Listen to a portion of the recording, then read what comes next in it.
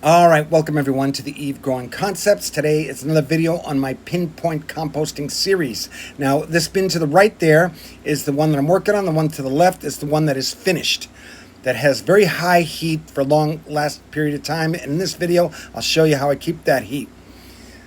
So on the sides there, I will show you that there's some black soldier fly larvae here. Now, I love these Eve barrels buried. I have many of them.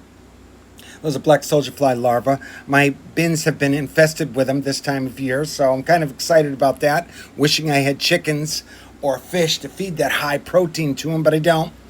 But that's another video as far as these black soldier flies go, because they're great composters in their own right for so many advantages. They break the grossest of things down, and they do it very fast.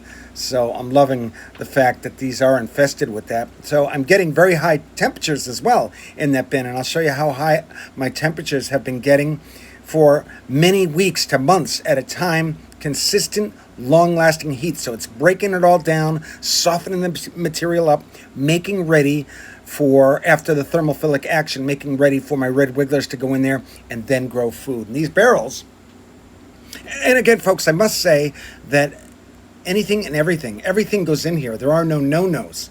So the heat is killing the pathogens. The science is there where red wigglers kill the pathogens. So I'm composting again everything. All is sacred, nothing wasted. Now this is how I get those high, long-lasting heat, which I contend that is far easier than traditional composting, where you flip it with a shovel and it takes a lot of work. This you have to fluff. And I fluff it using this ice auger, which is invincible. It was far cheaper. I've got a couple of them, far cheaper than the typical composting turning tool.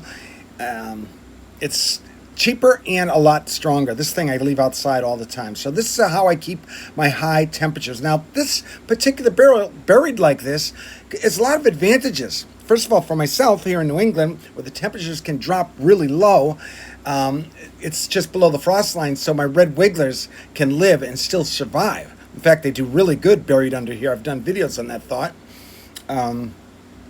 But let's just say you live out in the woods and you're worried about bear and stuff like that. These 55-gallon drums I got free, but you can bury some that come with nice metal lids, and you'll never have to worry about bears or raccoons or anything invading your compost. So in the desert, think about that too, where it gets very hot.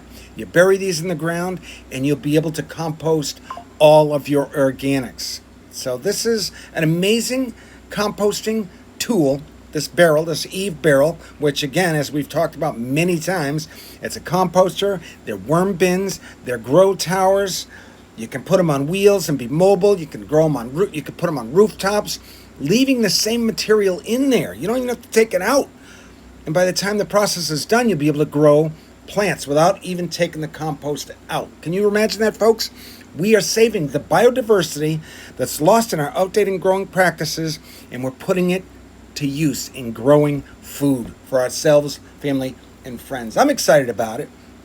And of course, I share this information freely, so we open source it.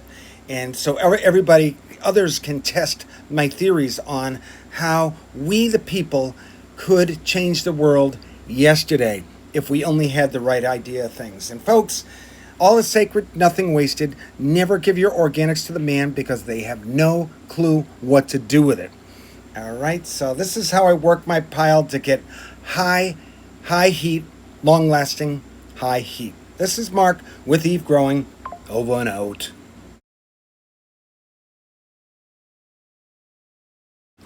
We will most certainly heal this planet, one urban farmer at a time.